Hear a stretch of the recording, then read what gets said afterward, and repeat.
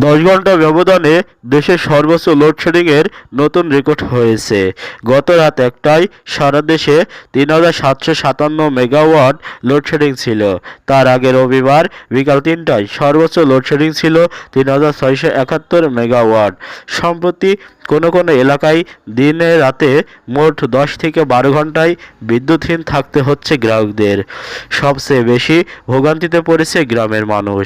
21শে July মহেশখালীতে এক্সিলেটরে energy ভাসমান LNG terminal বিকল হওয়ার পর বাড়তে থাকে লোডশেডিংয়ের ভোগান্তি। সম্প্রতি টার্মিনালটি আংশিকভাবে চালু হলেও গ্যাস সরবরাহ আগের অবস্থায় ফেরেনি। জ্বালানি সংকটে গ্যাসভিত্তিক বিদ্যুৎ উৎপাদন 5000 মেগাওয়াট থেকে নেমে এসে 3000-এ ঘরে এসেছে।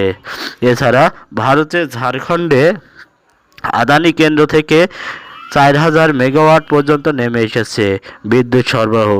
ফানেস ওয়েল নির্ভর কেন্দ্রগুলো থেকেও কমেছে বিদ্যুৎ। পরগিডের তথ্যমতে গতকাল দুপুর 12টা থেকে বিকাল 4টা পর্যন্ত, এর মধ্যে রাত 12টা থেকে ভোর 5টা পর্যন্ত বিদ্যুৎ সরবরাহ চাহিদা তুলনায় 3000 থেকে 3750 মেগাওয়াটে কম। AS20 TV, Dhaka.